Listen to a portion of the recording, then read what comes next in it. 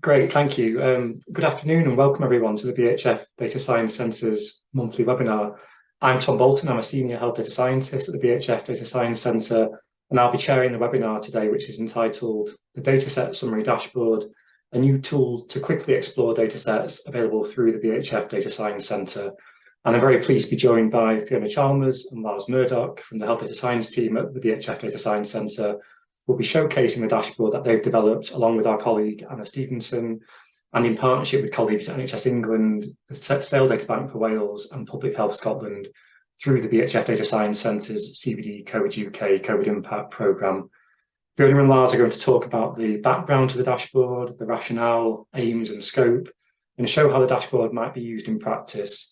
They'll also outline their approach and the tools they've used to develop the dashboard, particularly how they worked collaboratively on this project, and we'll also explain how the dashboard links to and complements the information available through the HDR Innovation Gateway. Just before we begin, please can I ask everyone to kindly keep their camera and microphone switched off, and to note that this webinar will be recorded and will be made available afterwards on the HDR UK YouTube channel. We will have time after the presentation for a question and answer session, so please do post your questions in the chat and we'll do our best to try to answer them. We will save the chat and follow up with individuals via email on any questions that we don't have time to address in the webinar today. Finally, if you'd like to present at one of our future webinars, then please do get in touch with Kate McAllister, our Communications and Events Manager. I can now hand over to Fionna to start the presentation. Thank you very much. Great, thank you so much for that introduction, Tom. Just give me a second for me to share my screen.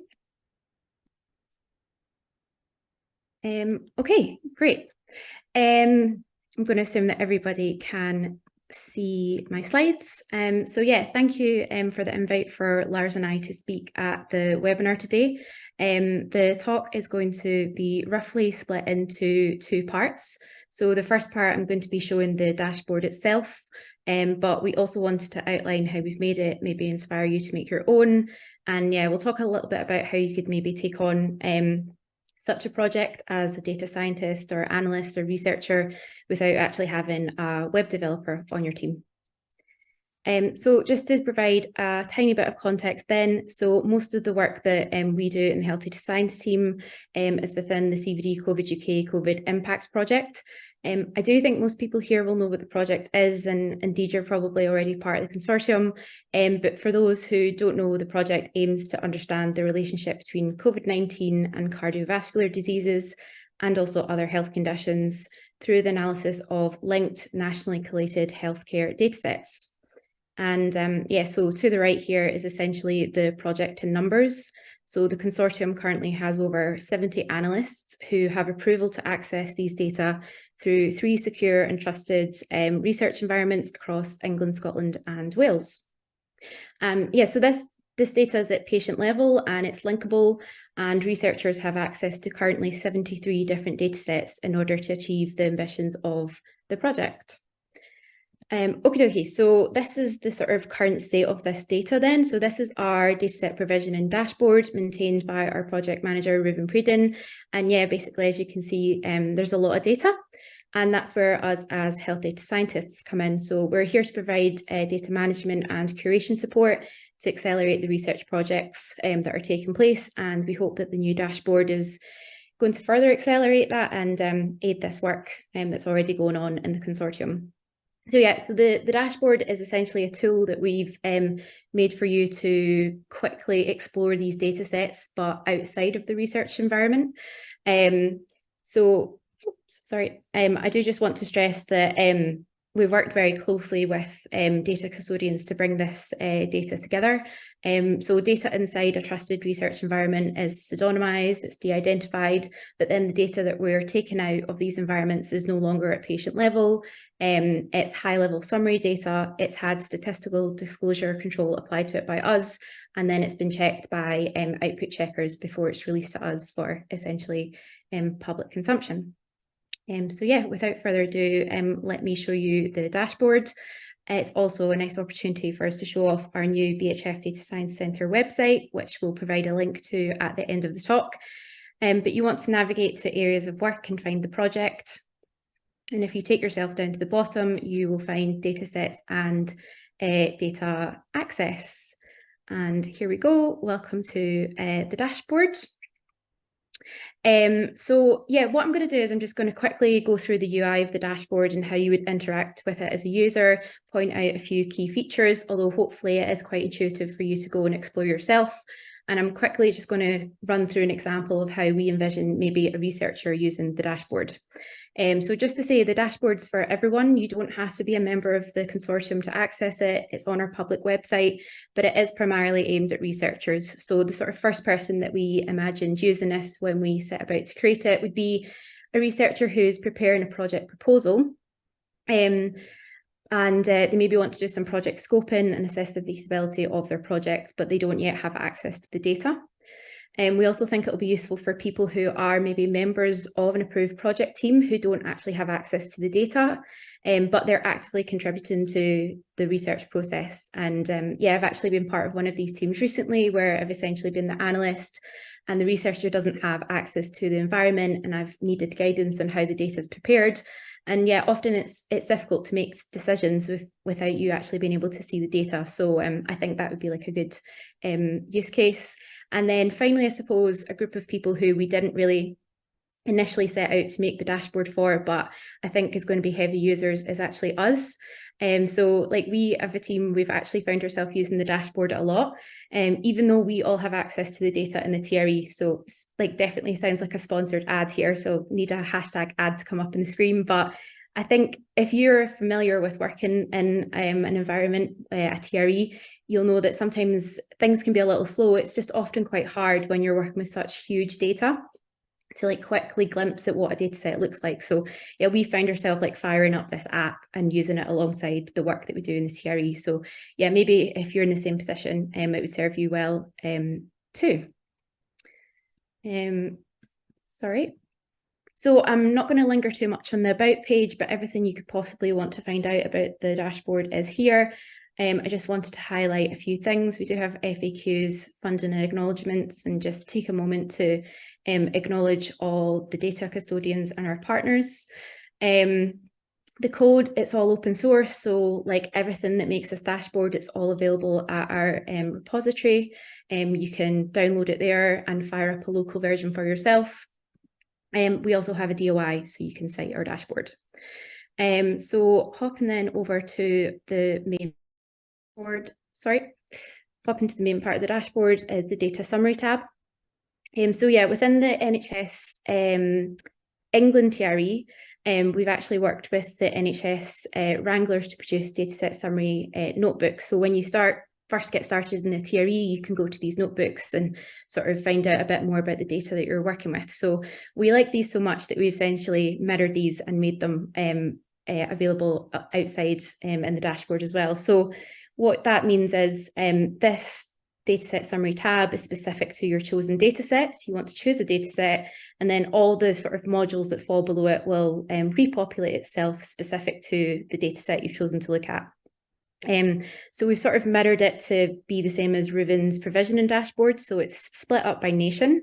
So you might know what nation you want to do your analysis in. Of course, each nation has a different set of data sets available. So if you change the nation, the data sets will auto-populate as to what's available in that country.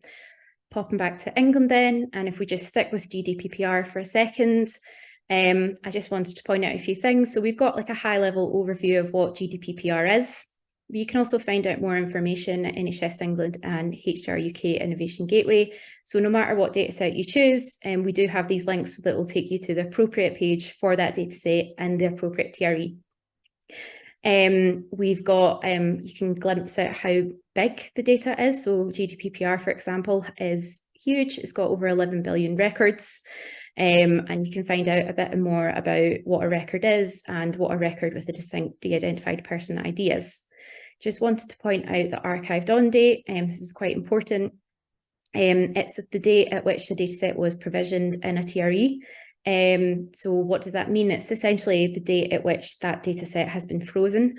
And it's quite important if you're a researcher, you would want to sort of point all your code and your pipeline at a specific archived on date. Why would you want to do that? So we want to create reproducible data and outputs. So if you came back to your code months or years later, or indeed somebody else came to it, they would be able to run your whole pipeline, and because it's pointed at the same archived on dataset, you would get the exact same output out every time. So we've got a data dictionary, the data coverage, and the data completeness. You can download all the data that sits behind these modules in Excel or text format. You can also download the plots if you maybe want to choose them for a presentation or something. They're interactive, you can highlight over them to find out more. And yeah, I think something I just wanted to show, which I quite like, is the sort of like extreme dates toggle here for data coverage. I think it just shows that like we're working with real data here. So actually there's records that exist back to 1760. Of course, they're going to be sort of data anomalies or errors. But yeah, it just shows it's real data. It's not data that's had any cleaning applied to it yet. So I'll toggle that off for now. So yeah, what I was going to do was imagine myself as a researcher then, and sort of go through quickly how we sort of imagine somebody using it. So let's say, for example, you are familiar with maybe NICOR. So you can use these sort of groups here to sort of guide you through the data sets. So say you know about the NICOR audits. NICOR is the National Institute for Cardiovascular Outcomes Research. And you're sort of interested in doing a project about the major heart operations that are carried out in the UK. So you know this audit exists, you know it's quite a rich audit, but you don't really know much else about it. So I've changed to NACSA here, and everything under the dataset summary has auto-populated for NACSA.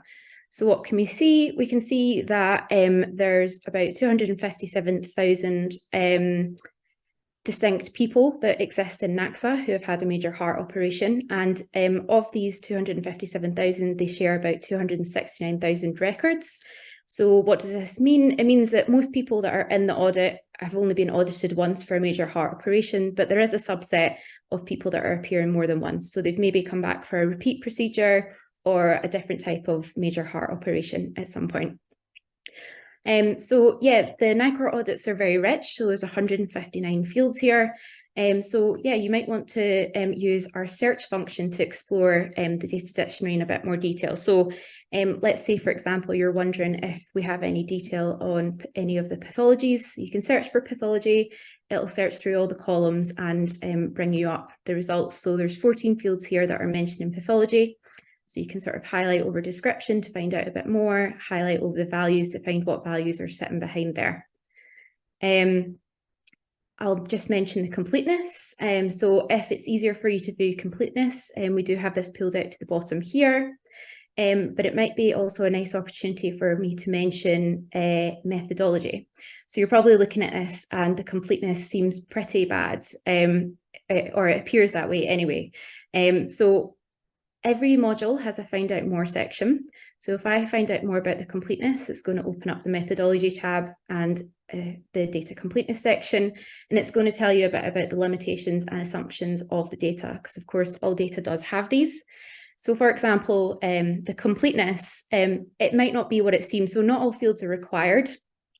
So the completeness might look to be quite low there, but actually it's only required to be filled in under certain circumstances. So for example, a pathology might only be applicable for if somebody's had a specific type of major heart operation. So it wouldn't have to be filled out for every type of operation. So it might actually not be as incomplete as it appears to be. And of course, that goes the other way as well. Something might look to be really quite complete, and to be complete, it just has to be non-null and non-blank. But actually, I'm sure most people know codes can actually essentially mean the same thing. So you often see the code 9 and 99, and that will be unknown and not known. And that, of course, would be counted as complete. So yeah, just to be aware of that. So yeah, then you might want to start to think about what your study start date might be and what sort of cohort you can start pulling together then. So NACSA, we can see, has pretty good coverage from about 2013. So yeah, at least a 10-year look back maybe, if you ignore this sort of lag here that's fallen off. That might not be good enough for you. So perhaps you might want to explore what other data sets are out there if you're looking for a study start date that is before 2013. So then you might want to maybe consider some other secondary care data sets. I'm just going to pop over to HES APC. And then you might want to use this to explore if you can replicate that analysis of NAXA in HES APC. So you can see HES is a lot bigger. And if we scroll down to coverage, the coverage it goes a lot further back. So we've got really good coverage from about 1997. So then you might want to use the data dictionary here to see if you'd be able to derive a cohort, make yourself a phenotype algorithm, and find those major heart operations in HES. So HES does have diagnosis codes where you'd get the ICD-10 codes. But of course, for an operation, you'd probably be more interested in OPCS codes. So you could search for operation, for example, and see that it does indeed have some fields specific to operations that somebody's had when they've been put into the HES dataset. So when they've had an admission to secondary care in England. So I'm going to leave the dataset summary tab there. Let's assume that you're going to go ahead and do your analysis using HES APC then. I just want to introduce quickly the dataset comparison tab. So let's say you're going to do this analysis using HES, and then you think, okay, I maybe want to do a multi-nation approach. So I want to take this sort of analysis that I've done in England and see if I can replicate it in Scotland and Wales. So we can here compare the coverage and see if that is possible. So the equivalent dataset in Scotland is SMR 01, and then the equivalent dataset in Wales is patient episodes. And then you can compare the coverage. So it's great. You can see that in Scotland and in Wales, we've also got that coverage back to 1997. You can then sort of go into the plot and change the same input that we had on the summary tab. Okay, so I'm going to leave the dashboard there. So I just really wanted to quickly tell you about how we made this. So we made it using Shiny. So Shiny is an open source R package. It's basically a framework for building a web application just using R. So what does that mean? So it means you only need to know R, and you can take all the analysis that you make in R and you can pipe it in to Shiny, and you can make yourself a website without actually you knowing any HTML, CSS, or JavaScript. So you as a data analyst can basically masquerade as a web developer without actually having any web development skills, which I think is so cool.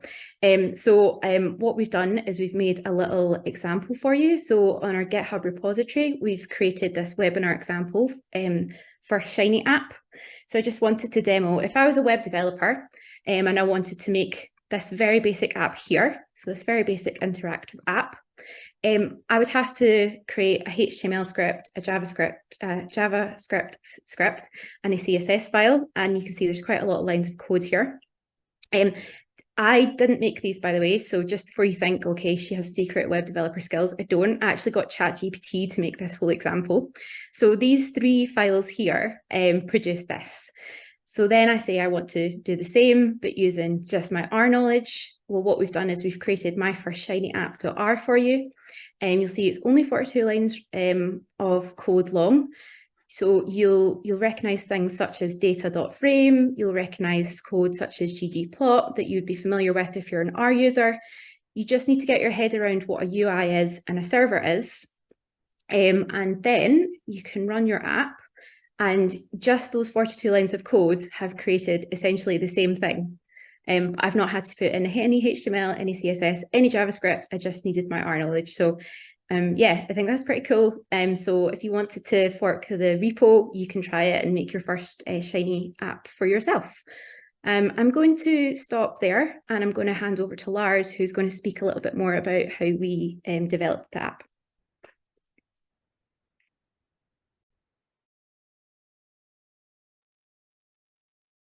Excellent. Thanks very much, Fiona. Just give me a thumbs up if you can see the screen. Perfect. Excellent. Great. So we have already presented the dashboard in its various prototype stages to different groups, focus groups, stakeholders, and things like that. And we did notice some common themes in the questions and discussions afterwards. So we thought we would cover these as well, just to give you a sort of a richer idea of how the dashboard was built. And we're aware there'll probably be a lot of our users in the audience that might be interested in doing a similar thing themselves. So, bear with me. So, as Fiona mentioned, it was built with R Shiny. I would just add to the great demo she gave that there's plenty of material. So if you're an experienced R user, this won't be too difficult for you to pick up, and you can rely on the great Hadley Wickham and its free online material to build some of your own. It's perhaps not as easy as normal R coding to trace errors. So I very much suggest building iteratively and checking often. New features can occasionally break old features, so consider version control and branching. And I'd focus on functionality over style. So please do start with a very basic example, like the prototype one Fiona just showed. Just for context, we did have an intern joining us for a few weeks over the summer. She was tasked with building a similar dashboard, and she was able to do so in a very short amount of time and with some R experience, but very limited R Shiny experience. And I think even within 2 weeks, she had a very workable prototype. So that might be a good reference point if you're considering it. You can build and run the dashboard locally, like Fiona just demonstrated with that example, and it will be only visible to you. So if you have any concerns around the data you might be feeding in and you want to be the only one looking at it, that's absolutely fine. However, there might be a point where you've built a dashboard that you feel is going to be helpful for others to be able to view. So you may want to host it online, in which case you can set up a free account on shinyapps.io. And you can deploy it to there. You should link your RStudio with that account details, and it will send off the packages you created, and it will assemble it every time someone visits that URL. If you're doing this, I'd recommend having a test area and a live area, just in case you want to make any changes, do any bug fixes, you're a bit worried about breaking the script. You're not affecting users actually visiting the website to use your dashboard. If you create something particularly wonderful and it's especially popular, you may want to upgrade your shinyapps.io service to a paid for version so that it can better accommodate volume of traffic. It's more of a side point though. One thing we are particularly keen to talk about more is coding as a team.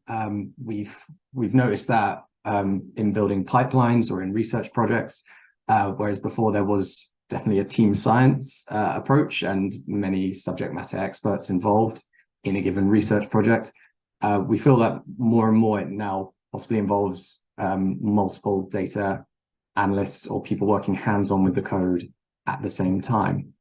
So this means you are coding as a team, and this is an approach we had to take, myself, Fiona and Anna, in building the dashboard. So we do have some lessons learned we'd like to share. We'd suggest beginning with a minimum viable product. This is a sort of standard engineering approach, and working in sprints. So to use the buzzword, work agile, decide on short-term goals and check in every week or two just to see how you're getting in on with it and sharing knowledge. I would also recommend considering where you can parallelize your work. In the case of the dashboard, this might be where Fiona is working on the graphs at the same time I'm working on the data dictionary. But in your projects, it might be where one person is focused on building up reference codes like SNOMED code lists, where the other person is more focused on doing some descriptive analysis. We would also recommend trying to develop good practice for branching. So I've thrown in some terms here that are possibly more familiar to software engineers and less so to data analysts. I'll explain a bit more what I mean with these, but a core part of us being able to do this, our sort of team coding approaches, was working in GitHub, and possibly a bit more than a typical user might do, although we're by no means using all the functionality. So just to kind of lay out what people maybe typically do in a coding project, you can see it starts with a script or maybe a few scripts. You do some coding, as you can see here in yellow. You then save it, have a cup of tea, consider what the next steps are. come back, build more, and save that. And you're not always adding it below the previous script. It sometimes fits in and amongst as you develop more and more. And you can see the script evolves and evolves. And before you know it, you have quite a long script. It's not always clear what part does what all the interactions involved. And if an error does creep in, it's not always possible to know exactly which part of the script is responsible and remove that easily. So there's definitely a good business case in whatever kind of coding you're doing to have some degree of version control, and also not be forced to save loads and loads of versions yourself and develop the unhelpful naming conventions I think we've all seen at some point in our lives. For example, script _version_new_12_copy. You get the idea. So this is where GitHub comes in, and I'm sure has been useful for a lot of people that have done some coding before. I think among health researchers, I've noticed it's typically used for cloud-based storage and typically used for sharing code at the end of the project, maybe in line with the publication. And these are great uses for it. However, I'd encourage people to maybe go one step further, particularly if you're developing code with others, and lean into the increasing use of the version control during the development, using this to separate stable features from experimental. So in our case, we're aware that adding a new feature onto the dashboard could break other things. So we wanted a way of doing that in a safe way that still protects the original code. In your case, it may be sensitivity analysis. You may be playing around with how certain effects in the filtering of a cohort affect the final outcomes, these kind of things. And especially if you're doing concurrent coding with teammates. So how can you code on the same script at the same time without getting in each other's way? And for that, the branching functionality in GitHub is what you might want to use it for. So even if I'm not working with others, that situation where I want to build a new feature, I'm not sure it'll work or it'll be useful, I have this ability to branch. So if you're going left to right here, you'll see at a certain point, the script does branch. And I have one version containing my original code and one with these blue additions that tend to get a bit lost in the process if I'm not doing it this way. But I don't know whether I'll want to keep these or not. So to use those changes or omit them. And that's possible to do manually, but where GitHub really helps is the ability to merge it back in. So you can see now in each of these branches that are in parallel to each other, I've made changes in the bottom branch in blue, in the top branch in pink. I've decided, yep, I do want to use both of those changes. So now I need a way of merging them back in where they won't overwrite or supersede each other. There won't be any conflicts. So that's one thing that GitHub's pretty good for. And I'd suggest really checking that out if you feel that that could be useful for your project. It's particularly useful for collaborating because, again, you can see this parallelized workflow where I might have a branch at the bottom, you might have a branch at the top. Our ways of working between myself and Fiona was that the main branch is something that you don't make any direct changes to. You create your own branch, create your code, check that it runs, get people to review it for you, and only then do you merge it back with the main branch and it becomes a part of the official dashboard at that point. So that was a bit about GitHub. We have shared our code and I'd encourage people to check it out if they're looking to develop their own dashboard. I'm also aware that the Futures platform now has a module entitled Collaborating on Code, something similar. So yeah, there should be some resources there as well. Another question we're often asked is about the innovation gateway and how our data dashboard fits with that. We're aware that they're both good resources and there is some overlap in what we're trying to do with them. And it's worth mentioning that both services offer an overview of health data sets available in the UK alongside key metadata relevant to researchers. We certainly want to link to the Health Data Innovation Gateway from ours, and I think they'll be doing the same, linking back to us. The distinction is perhaps that the data dashboard is designed to specifically reflect the sets available via the consortium Fiona mentioned, with a bit of extra functionality like top-line variable completeness and coverage over time. So some of the features that we've demonstrated today. The HDI Innovation Gateway has a much broader selection and more contextual information. We've definitely borrowed some content from theirs. It's a great resource. And from my understanding, there is further development planned for this resource. So in the longer term, it will probably be the more comprehensive one. So I'd suggest having both on your radar, but you may choose to prioritize one over the other depending on what your use case is. No problem. All right. So for the next steps for our data dashboard,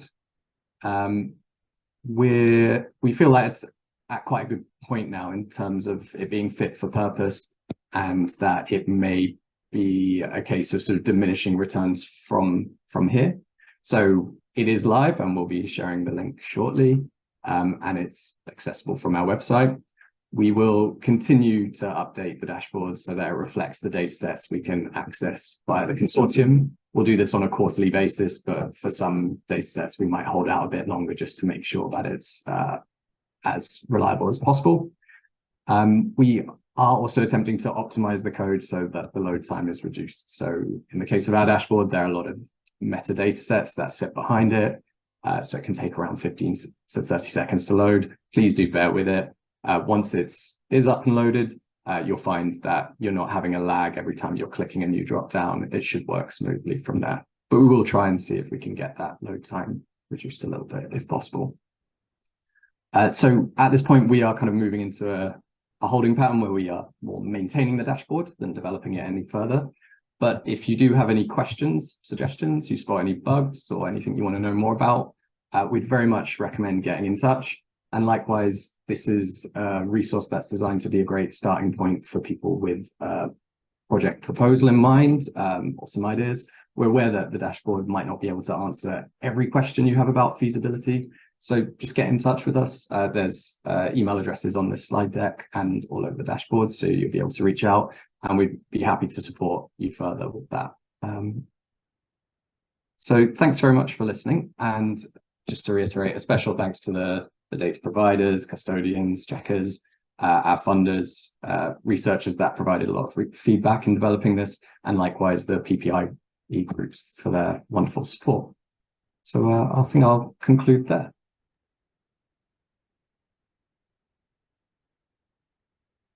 Fantastic. Thank you very much, Fionna and Lars, for that presentation. It was great to see the potential use case of the dashboard, and I particularly enjoyed the behind the scenes look at how the dashboard was developed. And thank you for sharing the links to the dashboard and also the underlying code as well that's available through the Data Science Centre's GitHub repository, which people can now explore. So we've got time for a short question and answer session now. So please do post any questions that you have for Fionna and Lars in the chat. We have already received a few questions, and we can start with one from Anna Soriano, who's asked, do you use cardiology, SNOMED codes, ICD-10 or other coding systems? So perhaps Fionna, I can come to you to answer that one. Yes, so different coding systems are used in different data sets. So you'd be able to find a little bit more about that using the data dictionary. Yes, SNOMED and ICD-10 are very commonplace in most of the data sets. And just to say that we don't, in GDPR, for example, we don't have access to every ICD-10 code, a SNOMED code that exists. We have a ref set, so specific to the scope of our project, so specific to cardiovascular diseases and COVID and sort of other health conditions that fall under the scope. But yeah, we don't have access to absolutely everything out there. But yeah, a lot of SNOMED, a lot of ICD-10, and you should be able to find it through each data dictionary, which is which. Fantastic, thank you very much, Fionna. And that's, I think, a great example of where our team could help if a researcher wanted to know what codes were available. For example, as you mentioned in the GDPR data set, we don't have access to all the codes. It's probably also worth pointing out that in the different SDs, the coding terminologies might change as well. So as Fionna mentioned, in England, in primary care, we have SNOMED, whereas in the the cell data bank for Wales, we have read codes in the primary care dataset there. So some of our work is translating between those coding terminologies. I hope that answers your question, Anna. We also had a question from Arlene Gallagher about how does the data set summary dashboard differ from the HDR Innovation Gateway metadata catalog. But Lars, I think you might have already covered that in your slides. Yeah, I can build on it a little bit if that helps. So some examples are that in the metadata catalog, it might show when the earliest record is from, but as Fionna demonstrated with the trends over the coverage over time graph, we can see that there's some early and slightly anomalous records that go back to 1900, but actually the data set only reaches a good level of coverage later on. So we think that maybe just by having a few extra features like these graphs, you maybe learn some more information about the feasibility of a given data set. But we do still think that the gateway is an excellent resource, so we recommend using them in tandem. Fantastic, thanks, Lars. And the question has just come in, and a student has access to the data set for research purpose, just getting converted with Shiny Dashboard, HDR, UK alumni. So I guess that's a question about accessing the data there. So Fionna, would you like to respond to that one? Yeah, maybe I can respond by pointing you to the FAQs on the actual dashboards. So yeah, we do have a section there about how you would, if you wanted to access the patient level data, how you go around that access and approval process. But yeah, please just do email us because we can walk you through that and guide you through that. But yeah, please refer to the FAQs, and we've got the appropriate links for the appropriate sections on our website there.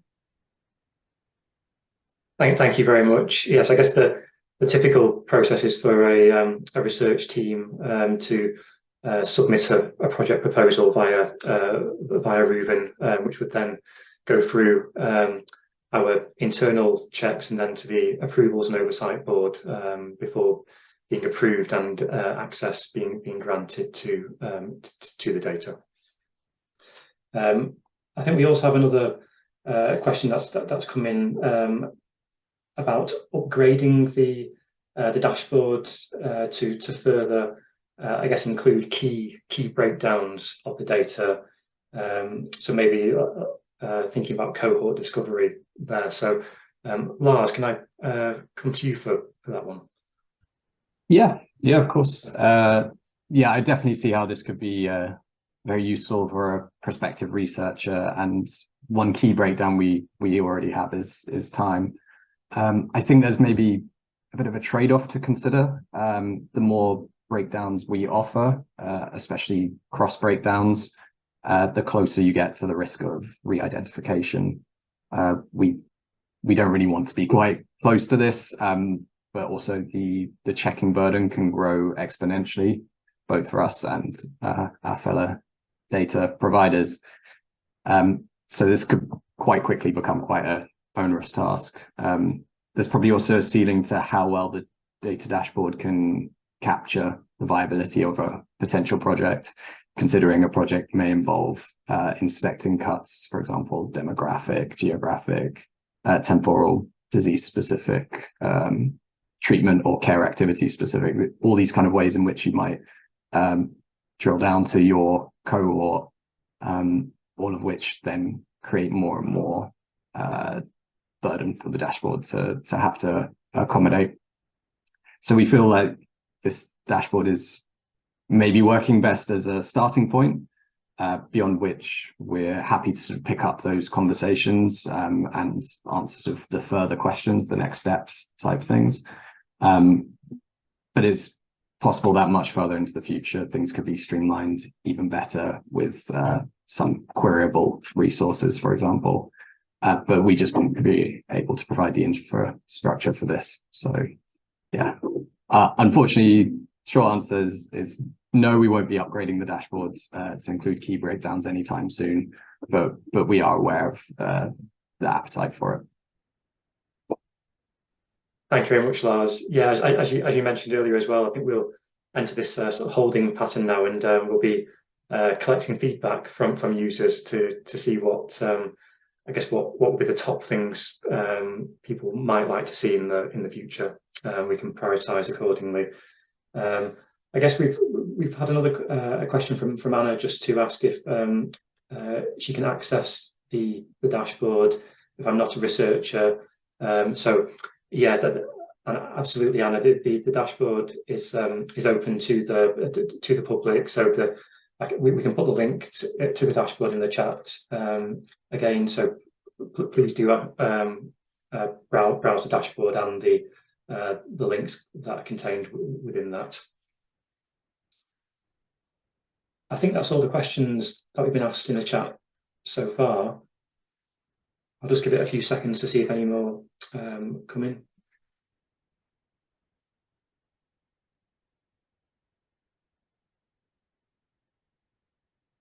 I think actually we're drawing quite close to time.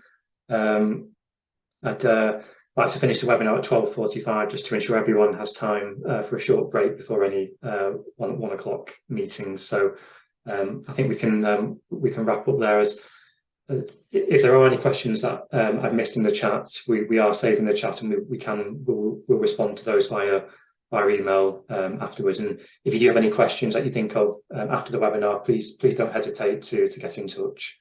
So I'd just like to close by thanking Fionna and Lars again for presenting and answering questions today, and to all the people who've contributed to the dashboard work. Thank you to the organisers of the webinar, so Kate, Gemma, Hannah, for arranging and ensuring the smooth running of the series. And finally, thank you to everyone who's joined the call today. We'll see you again for next month's webinar, details for which will be circulated in due course. Have a very nice afternoon, everyone. Thank you again, and goodbye.